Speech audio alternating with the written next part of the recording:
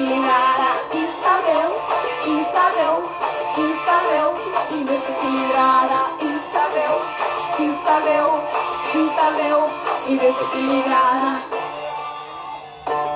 Boa noite, boa noite. Hoje vamos falar de mudanças de humor, falta de concentração, irritabilidade. Vamos falar já com a doutora Ruth Clapausch.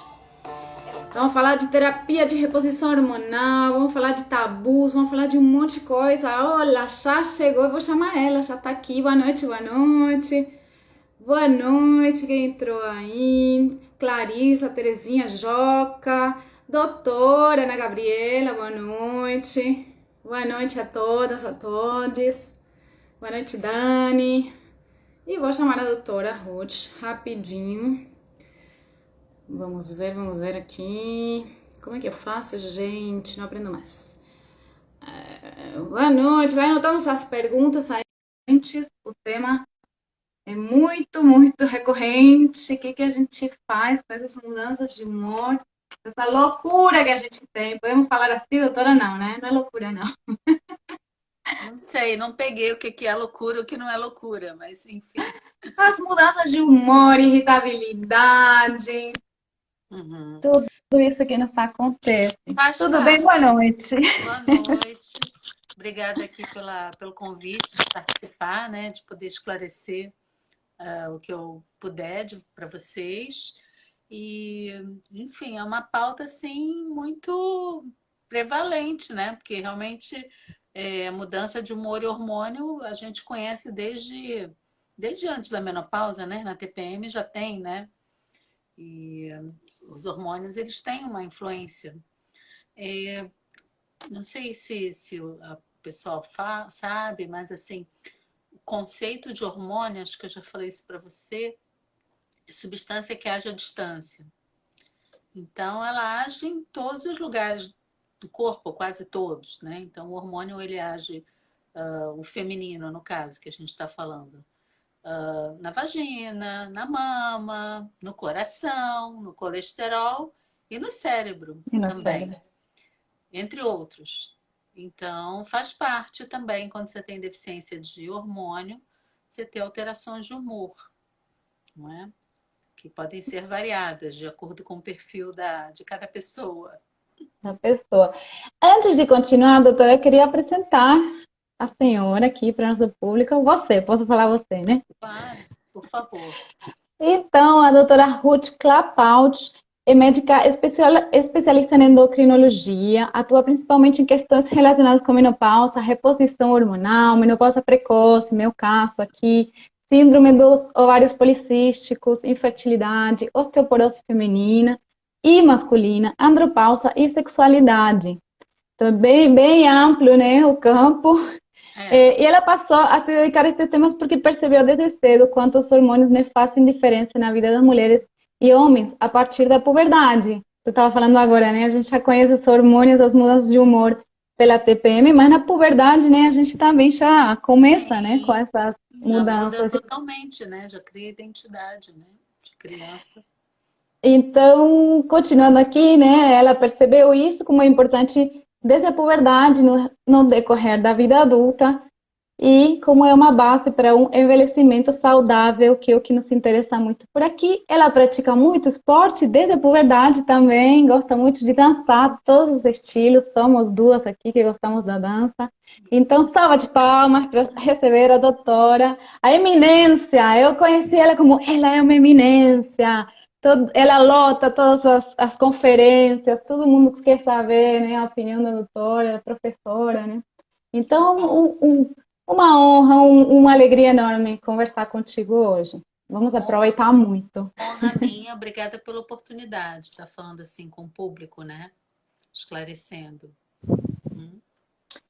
Sim, e porque hoje estamos falando aqui, a gente está voltando essa semana com as estreias dos episódios, para quem não conhece, né? Seu perfil Peripécias Menopáusicas é um perfil que foi criado para falar sobre estas questões e a gente criou uma websérie que mistura sketches cômicas a partir da minha experiência com minha menopausa precoce e informações com especialistas da área da saúde, de várias áreas variadas, né? E nesse episódio desta semana, que é o episódio que fala precisamente sobre mudanças de humor, irritabilidade, falta de concentração, a nossa convidada especial é a doutora Ruth.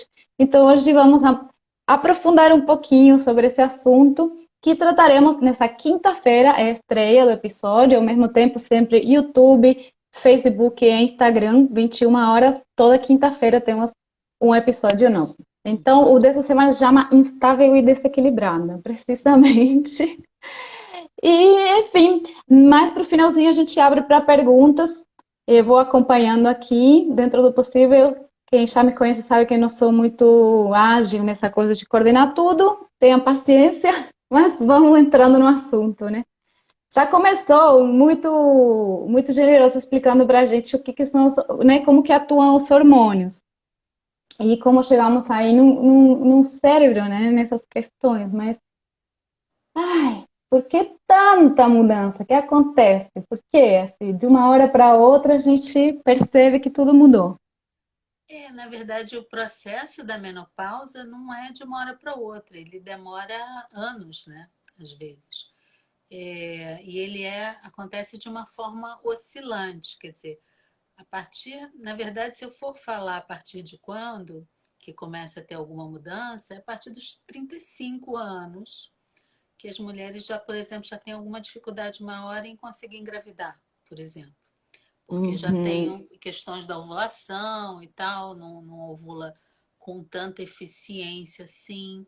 Então a progesterona já cai um pouco. Então os ciclos ainda são ovulatórios, mas com uma progesterona menor. Eles ficam mais curtos, uma coisa mínima. Poucas mulheres percebem, mas às vezes um dia menos do que era com 20, 25 anos. E aí já começa, às vezes, alguma manifestação do sistema nervoso, alguma TPM mais acentuada, etc. Aí, com o passar dos anos, os ciclos anovulatórios começam a acontecer. Então, aí já tem intervalos irregulares e até que os intervalos vão aumentando, aumentando, até que fica um ano sem menstruar, o que configura a menopausa, né?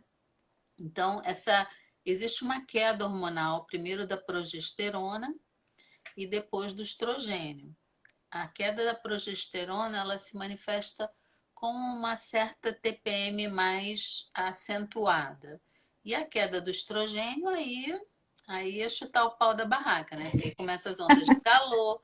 Sim, é muito incômodo, porque além do efeito direto no sistema nervoso, também tem o efeito indireto daquela onda de calor, que chega sem mais nem menos, te deixa muito desprotegida, né? Muito frágil, atrapalha o sono, inclusive, e aí a pessoa que não dorme também no dia seguinte também está péssima, de humor. Então, são os efeitos indiretos, né? Dependendo da pessoa, essa repercussão da queda do estrogênio, ela pode se manifestar como um pouco mais de depressão, ou um pouco mais de ansiedade, ou um pouco mais de irritabilidade, depende do perfil de cada uma, né? Mas a boa notícia tem jeito. Tem jeito, Tem aí é lá e tratamento. aí que queremos chegar. Sim. Só para introduzir um pouquinho, porque tem gente, eu sei que tem muitos médicos, né, médicas que seguem você, mas também no nosso perfil tem muita gente que está chegando agora, que não sabe nada, não sabe, tá sentindo coisas, está interessada, mas não sabe por quê. Então, a progesterona e o estrogênio começam a acabar nessa idade por quê? O que que acontece? Porque, diferente do homem, a mulher, geneticamente, quando o embrião feminino se forma, aquele ovário foi programado para funcionar durante 50 anos apenas. Os óvulos que tem lá, eles têm uma reserva que se esgota aos 50 anos. O homem ele pode continuamente pegar células fonte, que a gente chama células 2N, e criar espermatozoides, criar células que produzam testosterona, né? Se você for olhar, por exemplo, Picasso foi pai aos 90 anos, mas nas mulheres isso não acontece. Nas mulheres, elas nascem com uma reserva de óvulos, que são as unidades que vão produzir hormônios. Essa reserva ela é pré-determinada ao nascimento. Então, mais ou menos por volta dos 50 anos, essa reserva acaba. Ela começa já a dar sinais de que está acabando alguns anos antes, como a gente vinha falando. A média de acabar é 50 anos, variando de 45 a 55, né? Então, quando acaba antes de 45 anos, quando a menopausa acaba antes dos 45 anos, a gente chama de menopausa cedo, e antes dos 40 é precoce, né? Depois dos 55 é tardia. E acontece toda essa série de eventos que vão marcando essa queda de hormônios. Eu acho que um dos mais evidentes é também a alteração menstrual. Quando a mulher tem útero, ela começa a notar essas alterações, né? Enfim. Muito bem, então, bom, a consequência disso a gente fala um pouco, né? São todos esses desconfortos, mas também que trazem, além do desconforto, né? Bom, vamos suportar o desconforto. Tem riscos, né? Tudo isso traz consequências que são um pouco perigosas, né? Se a gente não fizer Exatamente. nada, né? A grande mudança, Julieta, é que antigamente se vivia até, sei lá, 30 anos, 50 anos, Então, né? Hoje em dia a mulher vive até os 80 ou mais, né? bom, E então essa pessoa que fica sem hormônios aos 50, em média, ela vai ter mais 30 anos pelo menos da vida sem hormônios. O que a falta desse hormônio vai ocasionar? Até me perguntaram isso outro dia. Se eu não fizer reposição hormonal, qual é o risco que eu corro? Né? Eu posso optar por não fazer? Pode. Ninguém é obrigado, né, a fazer reposição hormonal. uhum, Mas você corre um risco se não fizer, principalmente se não fizer na janela de oportunidade, que é logo no início da reposição, de ter osteoporose, ter perda óssea, né, e ter fraturas. Existem evidências de que as doenças do coração, o processo da aterosclerose mesmo, ele é mais acelerado nas mulheres que estão na menopausa. Só você vê também, assim, é muito raro uma mulher ter problema de coração antes da menopausa. O estrogênio protege de alguma forma, né? E a reposição hormonal bem feita, iniciada justamente quando começa a falta do hormônio, ela tem os estudos mostrando que há uma proteção de doenças do coração. Um menor risco, a gente não pode dizer que não vai ter, mas uhum, vai ter um percentual menor. Entre outras questões, né? Tem estudos sobre Alzheimer também, Alzheimer. sobre câncer de colo intestinal, fraturas, que é uma decorrência da osteoporose, né? Então, aquilo que é iniciado para melhorar a qualidade de vida, lá nos 50 anos, para melhorar as ondas de calor, melhorar o sono, né? Melhorar o humor, depois de um tempo a mulher deixa de ter essas queixas. Elas duram em média 7 anos, essas queixas de fogacho, em média. Né? Tem mulher que tem até os 70, 80 anos, tem mulher que não tem, umas sortudas que Sim. não tem. Mas você começa para melhorar essas ondas de calor, né? E depois, se o objetivo é a prevenção de algumas doenças, você pode continuar, é claro que sempre monitorizando, vendo mama, vendo o útero, né? Com um profissional, né? Fazendo o adequado para você e mudando com o tempo. Porque a reposição hormonal que a pessoa faz aos 50 anos não é a mesma que ela vai Hum. fazer aos 60. A pessoa muda, né? Ela pode, de repente, a pressão aumentar por um outro motivo. E aí a gente precisa ajustar os medicamentos, né? E então, qual seria o momento de começar? Porque também existe uma certa, eu escuto muitos relatos, né? E muitos medos, muitas inseguranças, tem muito tabu, né? A gente também queria conversar um pouquinho sobre por que esse tabu, esse medo que as mulheres temos. Eu já tive muito, deixei de começar a minha terapia, né? Achando que eu aumentaria o risco de câncer de mama. Tinha esse medo, eu tinha, e muitas mulheres têm. E a gente pode falar um pouquinho por que isso existe. Então, dentro dessa perspectiva, eu escuto muitos relatos falando assim, não, vou esperar o máximo.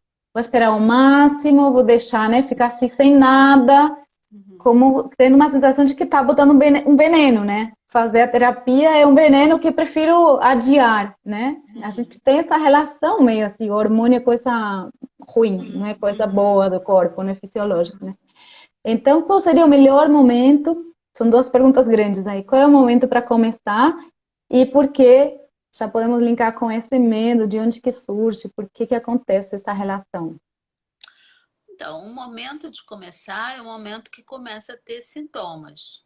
Então, se a pessoa já começa a ter ciclo mais curto e sintomas emocionais de TPM associado a essa queda da progesterona, ela pode até começar a reposição da progesterona inicialmente, que é o primeiro que falta. E quando surge a falta do estrogênio, que é caracterizada pelas ondas de calor, enfim, ela começaria do estrogênio. O momento da menopausa mesmo, ele é caracterizado quando já tem um ano da última menstruação. Então, aí essas oscilações que eu falei, elas ficam menos evidentes, quer dizer, a situação fica mais estável hormonalmente. Porque você começar antes, começar muito cedo, também tem o contrário, sabe, Julieta? Hoje em dia as pessoas estão ficando mais conscientes de que é importante começar cedo, dar janela de oportunidade, etc. Então, começar muito cedo também, às vezes a pessoa começa quando ela ainda está numa fase de oscilação hormonal. Então, ela repõe, aí de repente ela se sente mal porque aquele hormônio está demais, ela Tá começa a ter demais, tá? Porque sobe, desce, aí sobe, tem o que você colocou, e ainda pode isso, engravidar, né? Tem tem essa sempre. confusão, né? Tem Claro. confusão, né? Então, você começa a repor, aí de repente seu ovário começa a funcionar junto que está repondo com o funcionamento do ovário. Então, a mulher, o que ela pode sentir nesse momento? Ela pode sentir a mama mais dolorida, ela pode menstruar com até um sangramento excessivo. Então, esse é um sinal de excesso de hormônio naquele momento. Então, começar um ano antes da última menstruação tem esses problemas, né? Então, quando eu começo um ano antes da última menstruação, eu procuro dar uma reposição mais flexível, para que a mulher reconheça quando o ovário dela voltar a funcionar, e aí ela retire o externo, né, e fique com o dela um pouquinho. Aí precisou de novo, recorre ao externo de novo, né? Mas aí depois de um ano da última menstruação, aí realmente já está com a situação consagrada e aí ela pode começar a repor tranquilamente. O ideal é fazer isso assim quando ela precisa. Ah, os últimos estudos mostraram que se você repõe no que a gente chama de janela de oportunidade, ninguém sabe exatamente o tamanho dessa janela, mas se presume que é alguma coisa em torno de 10 anos após a última menstruação. Então, mesmo que você relute, tô com medo, não sei, vou procurar um, procurar outro, não sei o quê. Mas até 10 anos ainda tem benefícios bem importantes para começar. Não é que não possa começar depois de 10 anos. Pode começar também, se tiver com os exames todos organizados, direitinho. Uhum. Mas os benefícios em geral são menores, principalmente em relação à prevenção de aterosclerose, Que né? tem a ver com os, olha como eu estudei, tem a ver com os receptores, né? Com os Que a gente começa receptores. a perder os receptores, e aí, por mais que traz o estrogênio, né? Não Uhum. tem não tem como entrar, né? Digamos assim. É que Não nem, é recomendo. tipo assim, a gente chama uma metilação. Quando você não usa os Hum, receptores, eles sofrem um processo de metilação, quer dizer, uma transformação química, em que eles não ficam tão receptivos ao estrogênio. E a outra coisa que acontece também, principalmente na aterosclerose, é que o estrogênio ele previne o colesterol de entrar dentro dos vasos. Então, se você hum, deixa por 10 anos o colesterol entrar, quando você começa a fazer reposição, já entrou, a porta já foi aberta, então já pode ter um início de plaquinha ali. Você hum. não vai ter uma prevenção tão boa quanto se você tivesse barrado desde o início. que é o... Isso tem a ver porque o estrogênio é produzido a partir do colesterol ou não? É outra coisa? Não, o estrogênio ele também reduz em torno de 10% o colesterol. O estrogênio ele tem ação no vaso, nos vasos, numa camada chamada endotélio, que é a camada interna dos vasos. Essa camada é uma barreira para que o colesterol do sangue entre para dentro do vaso. Então, o estrogênio ele faz com que essa barreira funcione. Uau. Quando você perde estrogênio, você deixa entrar Deixa ela. gordura no vaso. Aí a gordura ela sofre um processo inflamatório, né? Começa já a formar uma plaquinha, e a plaquinha pode ir crescendo. Então, se você dá o estrogênio depois, você não impede mais a entrada, já entrou. E a questão da inflamação e da trombose que pode acontecer depois não é o ponto forte do estrogênio. Ele é muito importante nessa prevenção da entrada no endotélio.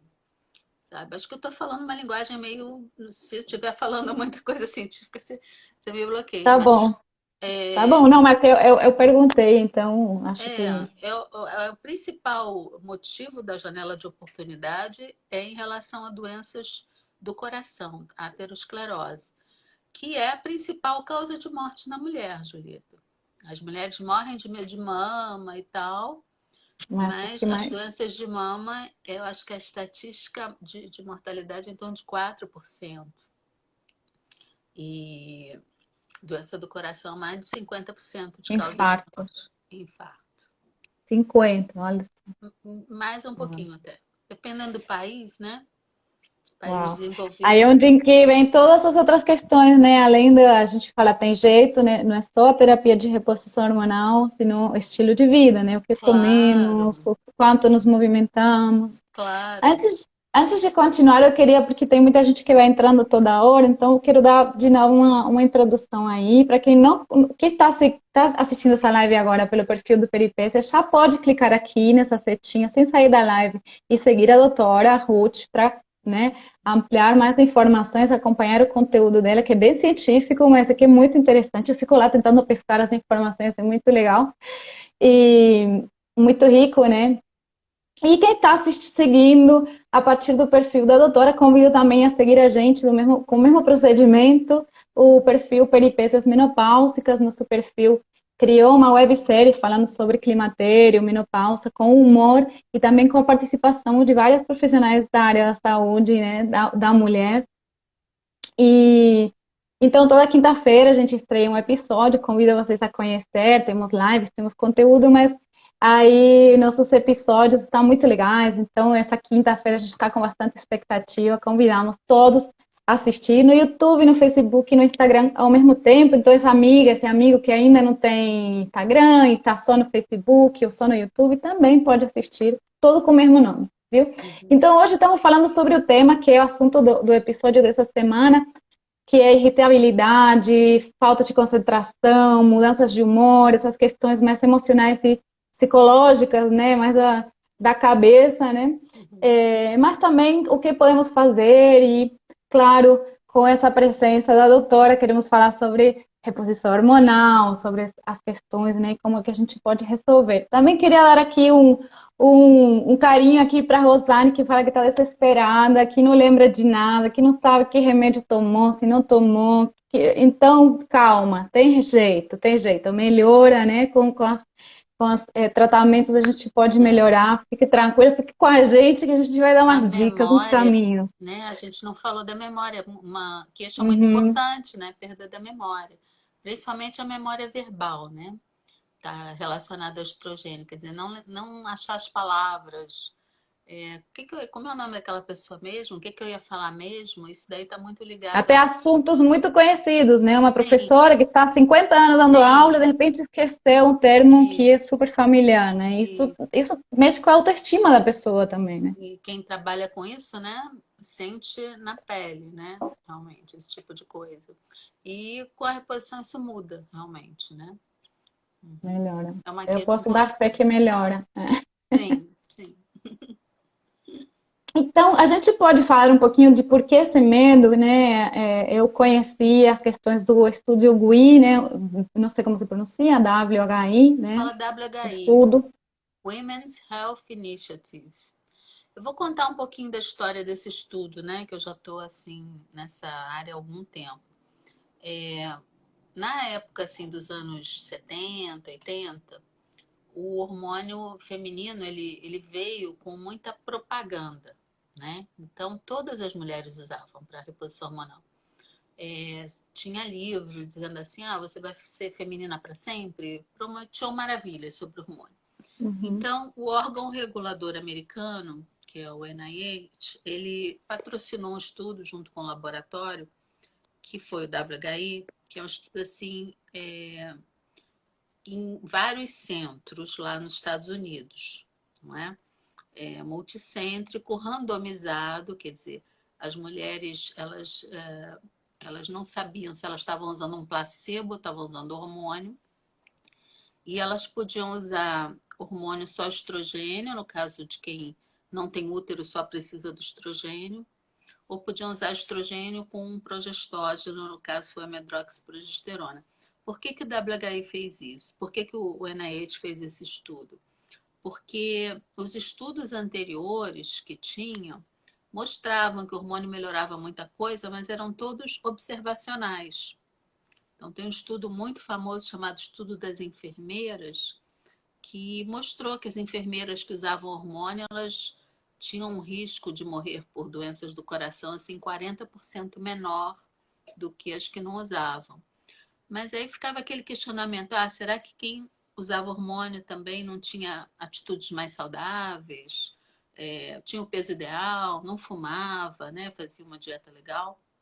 Então vamos randomizar, vamos dar hormônio de uma forma cega e tal, e surgiu o WHI. E aí surgiu o WHI e os resultados do WHI foram divulgados em primeiro lugar em 2002, que foi quem usava estrogênio com medroxiprogesterona. E aí se observou o seguinte, depois de 5 anos de uso, né? Que aquelas que usaram o hormônio tiveram um risco aumentado para câncer de mama, um risco relativo de 1,29, tiveram um risco aumentado para doenças do coração, que era uma coisa inesperada, e o risco de fraturas diminuiu. Então, esse estudo ele foi muito explorado do ponto de vista de mídia, apareceu em tudo que era jornal, leigo, e aparecia assim, risco, eu não sei se vocês sabem o que é risco relativo, mas aumentaram muito o risco dos hormônios. A tradução foi muito sensacionalista. E Uhum. Foi depois tipo uma super fake news, né? é meio uma fake news, foi uma divulgação precipitada, os dados não Uhum. foram ajustados, precisava ajustar. Então, por exemplo, quando você diz assim, teve um risco aumentado de câncer de mama, tá bom, então vamos olhar o grupo que teve câncer de mama e o grupo que não teve. Quem teve câncer de mama, eles tinham história familiar? Eles foram rastreados para isso? Eles tinham mais Eu já tinha antes do obesidade? estudo, né? Era um pouco Isso. isso. Tinha mais fator de risco ou não tinha mais fator de risco? Quando você Uhum. ajusta pelos fatores de risco, não houve esse Uhum. aumento de risco, na verdade, né? Então, não foi ajustado, tá certo? Então, foi divulgado de uma forma precipitada, fez um estrago danado e as mulheres pararam de usar. E aí, todos os estudos subsequentes, quando você dá uma notícia dessa magnitude, mesmo que você desminta depois, eu não trabalho em Já jornalismo, foi. mas você deve Sim, saber sim. mais do que isso. É, aqui ficou Até aquela hoje, má né? impressão, até hoje, até Até hoje. hoje. Então, já teve vários outros estudos, já houve reanálise desse estudo, já foi publicado. As reanálises mostram que esses dados não foram verdadeiros, que ajustando não houve um risco maior, né? E houve estudos diferentes mostrando que, na verdade, previne doença cardiovascular, na verdade, não aumentou o risco de câncer de mama com a preparação estudada lá, mas ficou essa má impressão. E aí, quando foram divulgados esses resultados, a reposição hormonal caiu, assim, o uso das mulheres pela reposição caiu, quem estava usando parou, e foi um estrago tremendo, né? Porque aí as mulheres começaram a sofrer mais e começaram a ter Ainda medo, né? Somando o sofrimento, mais um tabu, um mais medo e uma riscos. carga, né? Exatamente. E como foi um estudo muito grande, financeiramente, foi patrocinado, etc., pra você ter uma ideia, eram 8.000 mulheres em cada grupo, né? Então, 8.000 que Uau. usaram placebo, eu acho que 11.000 que usaram placebo, 8.000 que usou estrogênio com progestógeno e mais 8.000. Então, se você somar 24 mais 16 mais 11 dá uns 26, umas 30.000 mulheres. Uau. Bastante, né? Haja remédio para você dar para essas mulheres todas. Uhum. Então, fazer um estudo desse tamanho, novo, ninguém quis fazer, né? E Tá. ficou essa má impressão, mas os estudos menores que se seguiram, estudos até patrocinados também pelo NIH, mas aí com um grupo menor, que eles fizeram? Deram hormônio para um grupo e deram placebo para o outro e olharam se tinha, como é que estava a placa na carótida. E o grupo que usou hormônio teve menor progressão de placa na carótida. Agora, voltando ao WHI, além desses ajustes, houve também uma seleção ruim das mulheres. E é aí que Uhum. apareceu esse conceito da janela de oportunidade, que as mulheres que foram fazer o estudo, elas tinham em média 63 60. anos ao começar. Então, o grande objetivo do estudo, que era ver prevenção de doença cardiovascular, com 63 anos você já não previne mais, já tem placa lá. Isso o estudo mostrou muito bem. Uhum. Né? E quando Uhum. se analisou assim, as mais jovens, elas tiveram menores doenças cardiovasculares do que as mais velhas, que começaram com 50 anos, entre 50 e 59. Então, foi um dado bom do estudo, foi esse, de mostrar que realmente começar depois de 10 anos de reposição hormonal, o Não benefício em tem. relação à doença de coração não é tão bom, né? Isso que eu estou E, falando também, acho que é importante falar que é uma média, né, Julieta? Porque vamos dizer que você já aconteceu também comigo, mulheres com 60 anos que não fizeram reposição hormonal e querem começar. Então, é diferente, às vezes, uma mulher de 60 anos super saudável, super fit, que não tem nenhum outro uhum. fator de risco, de uma outra que ficou 10 anos sem hormônio e aí deixou a aterosclerose aumentar, né, no vaso. Então, tem que ser estudado caso a caso, mas de uma forma geral, se beneficia mais aquelas que começam no início da menopausa. Tá? E esses hormônios que foram testados nesse estudo são os mesmos hormônios que a gente está usando hoje? Quando a gente fala, são os bioidênticos também? Eram outros, eram sintéticos? A gente pode É, falar um pouquinho desses tipos de hormônios? então, no WHI eram hormônios sintéticos, eram a medroxiprogesterona, que é diferente da progesterona natural que a gente usa hoje, e os estrogênios, eles eram naturais para a égua, né? Na verdade, eram estrogênios extraídos Uhum. da urina de éguas. E não tinha nenhuma égua fazendo estudo, só Só mulheres mulheres. humanas. Então, não teve também dados para É, elas, né? exatamente, exatamente. Mas assim, hoje em dia nós temos os hormônios bioidênticos, estradiol e progesterona. Esses hormônios estão em qualquer farmácia, você não precisa manipular, porque já tem produzido pela indústria farmacêutica com dosagem adequada, com qualidade, né? E você, de uma forma geral, o bioidêntico ele é mais interessante, né? Embora muitos estudos antigos, mesmo com esses hormônios sintéticos, mostraram benefícios, essas reanálises, estudos posteriores lá ao WHI foram com hormônios sintéticos e mostraram benefícios com estrogênio equino, com medrox. Mas os bioidênticos, por definição, pelo que a gente conhece do nosso corpo, eles têm uma vantagem maior, né? O estradiol e a progesterona seriam os bioidênticos. Né? E a gente fala de estradiol e progesterona e não estamos falando de testosterona, né? Esse é outro tabu, outro assunto aí, né? Recentemente até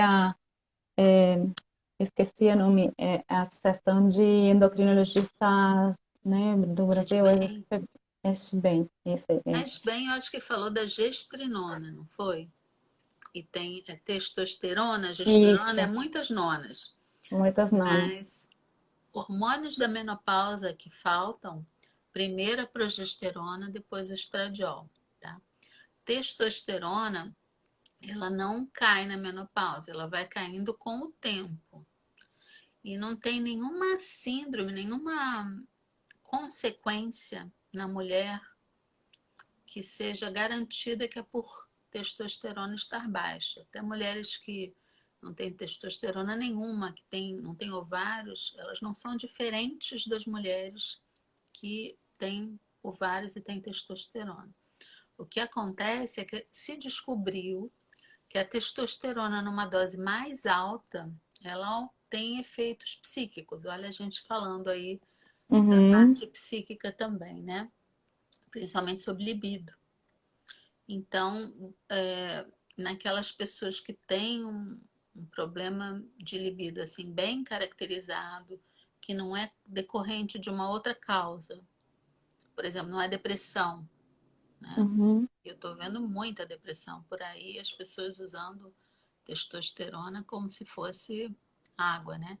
Mas enfim, a testosterona é especificamente para a desordem do desejo quando você não tem outra causa evidente, quando você não tem depressão, quando não está usando antidepressivo, que também é uma coisa que diminui o desejo, quando não tem hipotiroidismo, quer dizer, quem tem essa queda da libido tem que investigar por que está tendo, porque tem uma série de fatores circunstanciais, né, do parceiro, com a própria mulher, né, da situação, né, hormonais, medicamentos, não só antidepressivos, outros medicamentos.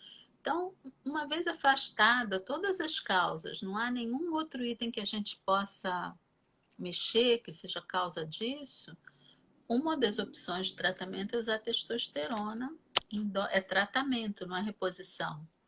É uhum. dose alta, né? A testosterona certamente tem efeito psíquico. Quando a testosterona ela foi descoberta, ela era dada para soldados na guerra, na Segunda Guerra, para aumentar a combatividade deles, a agressividade, né? Então ela tem esse efeito de deixar a pessoa pilhada. Claro, doses altas, né? Tanto no homem quanto na mulher. A gente não quer isso, a gente quer, enfim, que a mulher com essa queixa específica de diminuição da libido, não tendo nenhuma outra opção, tem a opção da testosterona numa dose que não pode ser exagerada também. E a testosterona na mulher tem uma série de problemas também, né? Porque tudo isso de bom que o estrogênio faz, de diminuir colesterol, de prevenir diabetes, tem uma questão de redução do diabetes. A testosterona, quando a mulher usa, a glicose sobe, colesterol sobe, metabolicamente. Pelos. Fora a parte estética, né? Fora a parte estética. Estética, metabólica, cardiovascular. Não é o ideal para a mulher, né? Mas está uma onda, né, de dar Tá testosterona. uma onda. Eu tenho conversado com algumas amigas fora do Brasil que não conseguem achar médicos ou médicas que trabalhem com reposição hormonal, incluso aqui no Brasil também é difícil. E quando encontram, é implante de testosterona, a proposta. Então vamos entrar com o implante. E ainda, esse eu acho um tema também interessante falar sobre os implantes, né? Porque, como já falou antes, né? As doses têm que ser ajustadas, né? Então, como que é o implante? Uma hora meu olho também brilhou. Eu falei, eu vou pôr um implante e esqueço de todo dia Solução ter da que minha vida. lembrar, né?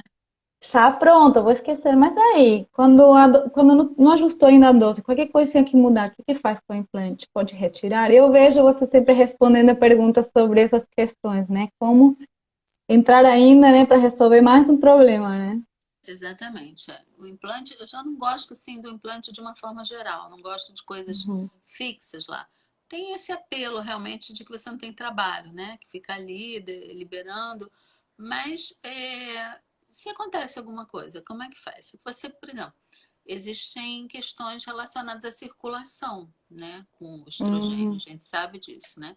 Então, se a pessoa tem que fazer uma cirurgia, a mulher que está fazendo reposição hormonal e vai fazer uma cirurgia, geralmente a gente interrompe a reposição hormonal porque vai ficar camada, tem umas questões de coagulação, etc. Se está com implante, como é que faz? Se é uma cirurgia de urgência, como é que faz, né? Fora essas Não. oscilações todas que você falou do corpo, que o implante. E a mulher oscila, né? A mulher cada dia é de um jeito, né? Eu acho que o homem ele é mais estável, a mulher tem essas oscilações, inicialmente, principalmente no início da menopausa, né? A gente não falou da gestrinona, eu acho que é importante Sim, falar também, né? sim. Acabamos. Uhum. A gestrinona é um hormônio sintético que foi aprovado aqui no Brasil lá por volta de 1980, por aí. É, para tratamento de endometriose. É uma progesterona sintética, mas ela tem muito de ação de hormônio masculino. Então Ah, ela junta o efeito dela de progesterona com o de efeito de hormônio masculino forte, né? Então, não está aprovada para tratamento da menopausa, não existe mais, assim, para endometriose, se chamava dimetrose o nome do medicamento, não tem mais para comprar, porque apareceram outras medicações para endometriose melhores, mais eficazes, dava pelos, aumentava colesterol, aumentava a pressão, etc., foi abandonada. E aí, de repente, começaram a usar a gestrinona nos implantes, né? E sem uma aprovação, inclusive, da Anvisa para isso. Então, está totalmente fora do que o endocrinologista faz. O endocrinologista ele reconhece, olha, está faltando hormônio tal, vamos repor o hormônio que está faltando, de preferência igualzinho ao que está faltando, e numa dose que a gente, dose no sangue, que esteja ok para a pessoa, etc. A gente procura não dar hormônios sintéticos. E como eu falei, esses hormônios bioidênticos, eles já estão em todas as farmácias, não precisa mais. esses são os que você fala, os igualzinhos ao que está faltando. É, porque o bioidêntico, ele é igualzinho ao que está faltando, né? Igualzinho que nosso corpo produz. Ele é feito em laboratório, mas é esse que você se refere quando fala, né? Vamos dar o igualzinho. Eu estou Ou falando não? da estrutura química. Então, o que está Sim. faltando, você faz uma dosagem, está faltando estradiol, está baixo, e está faltando progesterona. Você vai dar esses dois. Ah, o estriol também é um hormônio do corpo. Sim, mas ele só é produzido na gravidez. Você não está grávida, você não precisa de estriol. Tá? Uhum. Ah, a testosterona também está baixa. Ah, a dosagem de testosterona na mulher não é uma dosagem precisa que ela foi feita para homem e a testosterona está baixa ou não. Primeiro, que não é confiável, e segundo, que não leva a nenhum sintoma reconhecido. A gente pode usar Uhum. uma dose alta para essa questão do desejo, com todos esses cuidados que eu já coloquei, né? Então, não sei se ficou claro, esse bioidêntico ele pode ser da farmácia, ele pode ser sintetizado num laboratório, mas a estrutura química dele é igualzinha ao estradiol que o ovário produz, a progesterona que o ovário produz, né? E o sintético, não. Esses que têm nome parecido ao nome do hormônio, mas não é exatamente. E por que continua usando esses? Ou quais não, Então, assim, qual é a diferença por do que benefício de um e continua usando outro? esse? Alguns têm vantagens, Uhum, algumas vezes há vantagens. Por exemplo, hoje eu atendi uma paciente que ela tem uma história familiar de câncer de mama. A mãe teve câncer de mama. uhum, Então, é uma paciente de risco para câncer de mama. Ela já estava há algum tempo já de pós-menopausa. Então, a gente sabe que o hormônio ele não causa o câncer, mas quem tem um risco maior genético, né, pode ter um câncer lá oculto, microscópio, que tenha receptores para hormônio. Você dando hormônio, você estimula esse câncer uhum. a proliferar, né? Então, essa pessoa é uma pessoa de risco. E existe um hormônio sintético, por exemplo, que ele atua como estrogênio no osso, atua como estrogênio no útero, desculpa, no osso, no colesterol, mas atua como um antiestrogênio, quer dizer, uma barreira na mama e no útero. Então, ele Uhum, protege até essa mulher de câncer de mama, sabe? Então, às vezes, a gente precisa, em algumas situações, a gente precisa ter uma flexibilidade, que nem todo mundo pode usar estrogênio também. Tem gente que uhum. tem precauções, né? Tem gente que tem endometriose, por exemplo, endometriose profunda, que você precisa dar uma carga maior de progesterona, às vezes precisa dar um hormônio que tem uma potência maior progestogênica para inibir aquele foco de endometriose. Enfim, algumas vezes a gente tem umas vantagens de usar os sintéticos. Na maioria das vezes, não. Na maioria das vezes o ideal é o bioidêntico mesmo. Aqui a Rosane está perguntando, e quando o médico só passa o sintético? Eu trago também a pergunta dela, porque sei que muitas pessoas passam por essa situação. O meu médico só nem me deu opção, nem me explicou a diferença, né? Me deu essa aqui, sintético. E aí, por quê? Qual é dessa escolha? O que que a gente faz com essa falta de opção? A gente. Então, eu acredito muito em empoderar as pessoas, né, para tomarem as suas decisões. Embora o Instagram que eu faço é mais voltado para médico mesmo, né, muitos endócrinos, ginecologistas, etc. Tem muito paciente que entra no meu Instagram e eu procuro dar as informações. As pessoas têm que estar informadas. Você não vai ter o Sim. mesmo nível de conhecimento, obviamente, com o médico. Mas se você não está satisfeita com a opção que ele deu, vai procurar, vai no Dr. Google, mas vai no Dr. Google em sites confiáveis, vai em site de universidade, vai em site de sociedades médicas, vê quais são as diretrizes, né? Então, se a pessoa te deu um implante e você vê lá que a SBEM, de gestrinona, a SBEM está contra, Febrasgo está contra, né? Aí você, infelizmente, tem que, né, procurar outra opção. Gente, cadê os coraçãozinhos para essa doutora maravilhosa? Gente, tá explicando tudo com tanto carinho. Quero ver aí um monte de coraçãozinho. Tem aqui mais uma pergunta, vamos ver. Tem aqui uma criança, aparece, que não quer aparecer. Quando não se pode fazer reposição por causa de trombose, o que fazer? Temos opção? É uma das contraindicações, né? Trombose é uma Ah, é. contraindicação.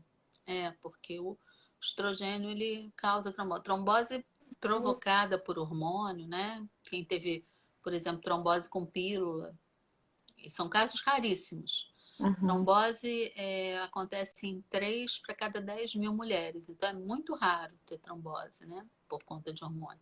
Mas existe. E aí você, quando não pode usar, você tem opções não hormonais. Então, tem alguns antidepressivos, como a paroxetina, que ajuda. Aí você pode usar isso para melhorar os fogachos. Você pode usar um creme vaginal que tem efeito só local para melhorar o ressecamento.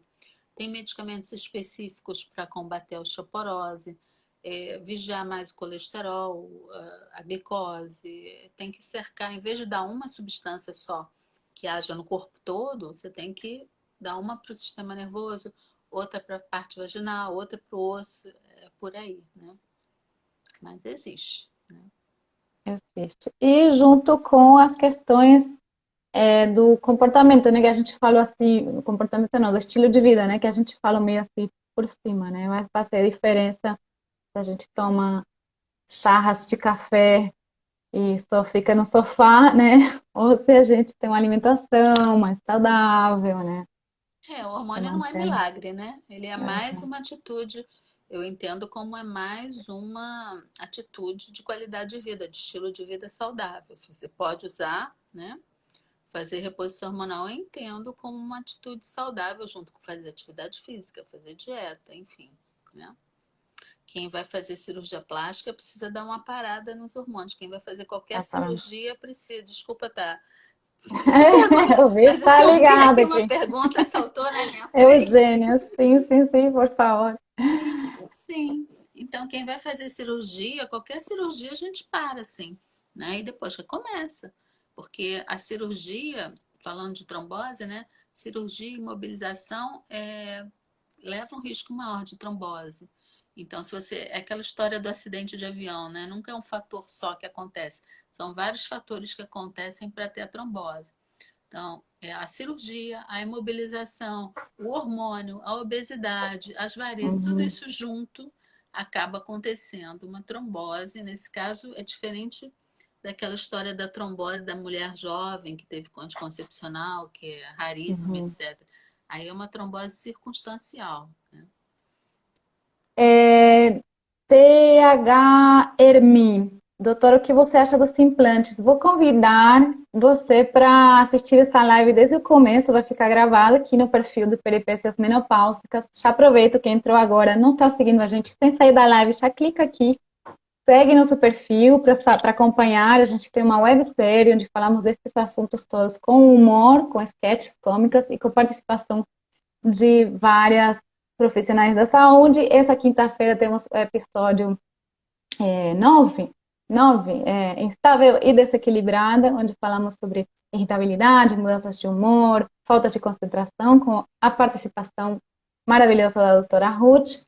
E toda quinta-feira, 21 horas, a gente estreia um episódio novo. Quem entrou agora e não está seguindo a doutora, mesmo procedimento, clica aqui, já segue ela para saber mais.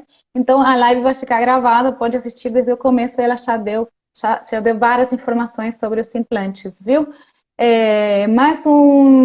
Uma pergunta. Aqui também a Fernanda falou, doutora Ruth, maravilhosa, com 2 coraçãozinhos, está chegando um monte de coração. Não para, não para, que a gente gosta, se sente bem, nossa autoestima precisa, todo mundo quer amor, aí amor para todo mundo.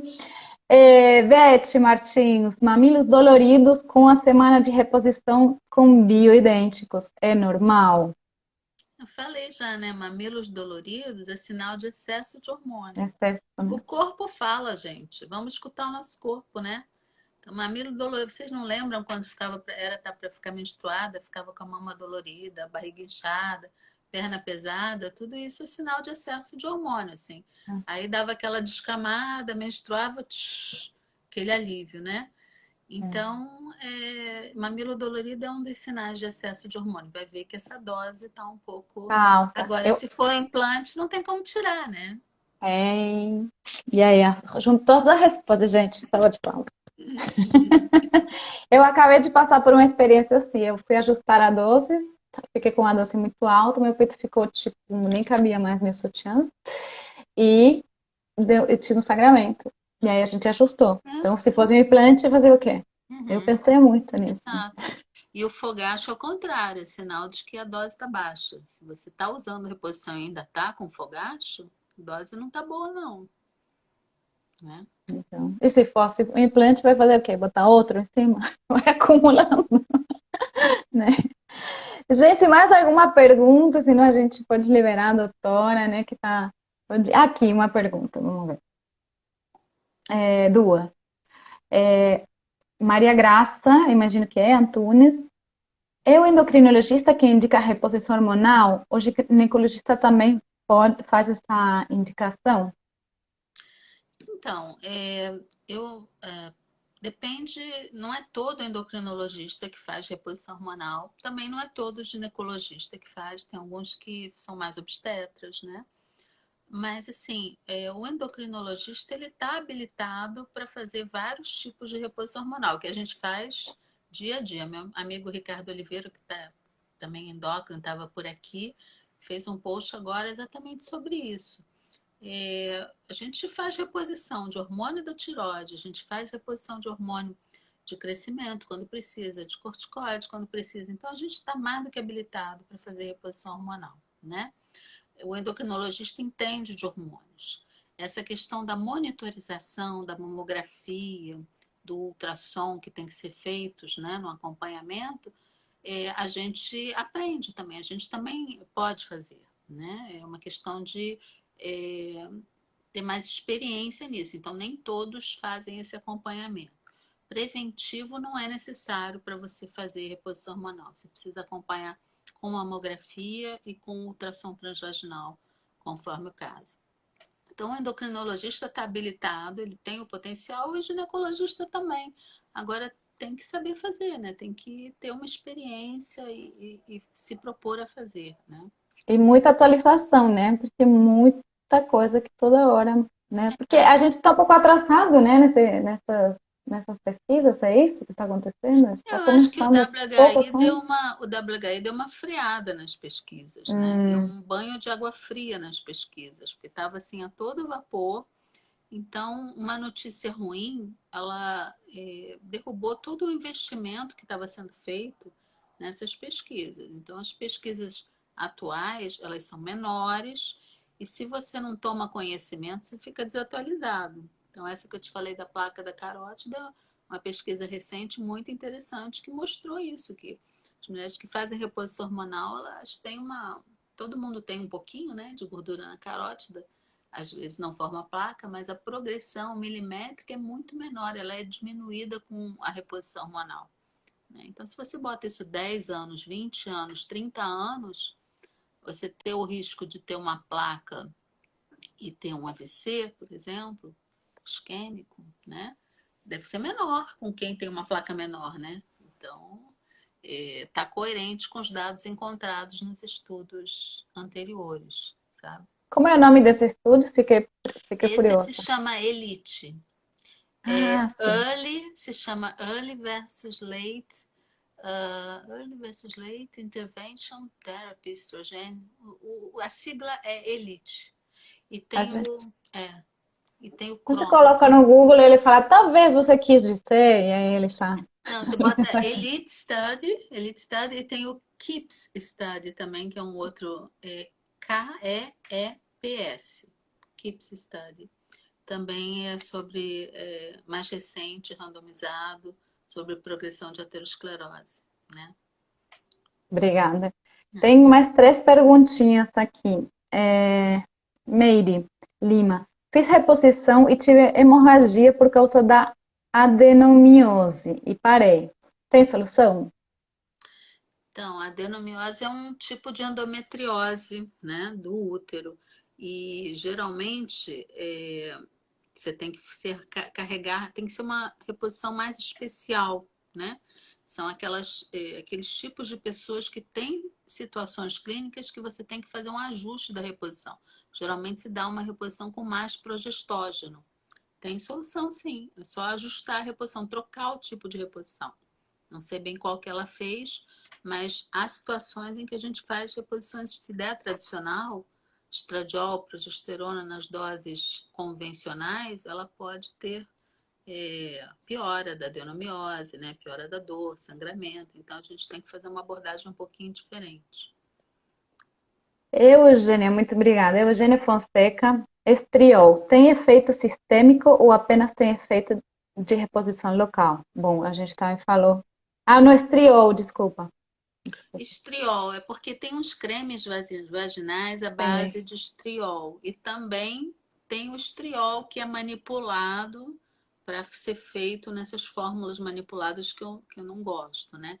Então, o estriol, ele é um estrogênio fraco. Ele é secretado na gestação, né? Não é o ideal da gente fazer uma reposição sistêmica com gel para passar na pele. Mas a nível de creme vaginal, é um estrogênio como qualquer outro. Então, ele só vai ter um efeito local ali, vai melhorar a atrofia, melhorar o ressecamento, melhorar até as queixas urinárias. Pode ser usado se for em creme vaginal, sim. A nível de gel para passar na pele e ter absorção para o sangue, não vale a pena. Mais uma perguntinha. A Lima Sil. Quando não se pode fazer a reposição por causa. Ah, já falei. Então já estava, Da pronto. Era a trombose. mesma que eu já tinha falado, por causa da trombose. Aqui, reposição com cifuga. Desculpa, gente. Semicifuga Racemosa. racemosa. É Então, bom. Aí começam as perguntas, a pipocar, viu? A gente pode estender uns minutinhos, doutora? pode, Pode? sem Pode. problemas. Tá Não tem bom. mais aquele negócio de terminar com 1 hora? Não, não cai Não? não, não cai não. Tá. Olha, a simicifuga e outras plantas, isoflavona da soja e tal, já esteve em moda algum tempo atrás, agora não está tanto. O que acontece? É reposição com planta, então você está dando hormônio de planta, vamos dizer assim, que é muito fraco. Ele, comparado com o placebo, o efeito é exatamente o mesmo. Tá? Então, aliás, é uma informação importante, né? O fogacho ele melhora com placebo também, né? Então, se você der água com açúcar, também você melhora um pouquinho o fogacho. Você tem uma resposta de 30% nos fogachos. Então, você tem um estudo dizendo que a substância tal funcionou, se essa substância não foi comparada com o placebo, não vale, porque o placebo melhora, né? Então, as plantas, essas isoflavonas, simicifuga, etc., elas têm um efeito igual ao placebo, né? E é só sobre o fogacho, tá? Sobre os outros locais, sobre o osso, sobre o colesterol, sobre todos esses outros locais que o estrogênio age, não vão agir, né? Tá? Muito bom. Agora sim, a última, viu, gente? Reia Pinheiro. Como lidar com o predomínio estrogênico? 45 anos com fogachos indicaram estradiol com progesterona, mas miomas estão crescendo e a insônia não melhora. Higiene do sono. Então, isso aí virou uma outra moda, né? Esse negócio de predomínio estrogênico. Predomínio estrogênico. O que é predomínio estrogênico? Nessa fase que eu falei inicial da transição da menopausa, que falta progesterona, né? Cai a progesterona. Naturalmente, estrogênio predomina, né? Porque são os dois hormônios do ovário. Então, se tem mulheres, às vezes, que nessa fase começa a ter mais, o mioma começa a crescer mais, começa a ter mais sangramento, né? A mama fica dolorida, né? Então, isso daí é um predomínio estrogênico do organismo, endógeno. Se você, nessa fase, que tem que ser usada a progesterona. Não é o estrogênio ainda está lá. Ah, mas eu tive fogacho. Fogacho sinaliza que o estrogênio caiu. Tá bom, caiu naquele momento, depois ele sobe de novo. Então, usa naquele momento e para, porque ele ainda está oscilante. Se você não está com um ano sem menstruar, ainda pode voltar o estrogênio. Então, a progesterona realmente está baixa, o estrogênio vai e volta. E aí causa essas repercussões aí de predomínio estrogênico, principalmente se você está usando já estrogênio direto, sem essa flexibilidade, né? Enfim. Maravilhoso. Obrigadíssima. Bom, gente, vou dar aqui a última. Então, para quem chegou agora, tá pegando o finalzinho, essa live vai ficar gravada no perfil do Peripécias Menopáusicas. Pode seguir a gente aqui sem sair da live, pode seguir a doutora também. Essa live faz parte de uma programação do nosso perfil, que tem uma websérie chamada Peripécias Menopáusicas, que traz sketches cômicas e participação de profissionais da saúde. Essa quinta-feira estreia o episódio com participação da doutora Ruth, então convido todos vocês para assistir 21 horas aqui no Instagram, no canal do YouTube e no Facebook com o mesmo nome, Peripécias Menopáusicas. Seguir também a doutora para seguir, né, aprofundando nessas questões, tirar dúvidas. E pergunto, quem quer se atender contigo? Tem agenda? Como que faz? É possível? Já está lotado? Como que está? Começo do ano? Não, tem. Lá no meu Instagram tem o telefone do consultório, eu atendo online atualmente também, né? Ah, E ótimo. eu sou do Rio, né? Mas atendo também online, tem o telefone lá. No perfil, né? Na bio. Na bio. É isso. Perfeito. Tá bom? Então, muitíssimo obrigada. Obrigada a todas, todos e todos que estão acompanhando, que ficaram com a gente. Muito obrigada, doutora, pela sua participação. Olha aqui, passando uma criança na cambalhota. Eu aqui fingindo que está tudo bem. Já está em dose. Apareceu. Está sem paciência, né? Mãe, dá atenção. Mãe, chega, não aguento mais. E Ótimo, que mais? Melhor fechamento. Que mais? Sei lá, perdi aqui. Falta de concentração. Você está me agradecendo, deixa eu agradecer também, Julieta. Sim, por Parabéns pela tua série, né? Obrigada por tudo, parabéns pela generosidade, pela série. Eu acho que Às vezes a gente cura as nossas dores, né? Divulgando as coisas. Eu acho que é muito legal fazer isso, ensinar os outros, né? Ajudar os outros. Eu acho que você está fazendo isso. E o humor é um veículo maravilhoso, né? Assim, acho que muita coisa entra muito mais com humor do que com qualquer outra mensagem, né? Parabéns. Eu que agradeço, a gente fica muito feliz de estar. Hoje a gente completou 9 mil seguidores, então assim, né, a gente nem imaginava conseguir alcançar, falar com tanta gente, né? Então é muita alegria mesmo e estamos aqui para isso, realmente, para falar, quebrar os tabus, trazer informação, você falou mais cedo, né? Empoderar, tentar empoderar, quebrar esses tabus e que a gente consiga estar melhor, trazer mais saúde. Então, muitíssimo obrigada. Um beijo para Obrigada a todos. vocês. Estou aqui Beijo. à disposição. Tchau, tchau. Boa noite. Tchau. Boa Fala boa noite. noite, filha. Tchau, tchau. Tchau, tchau.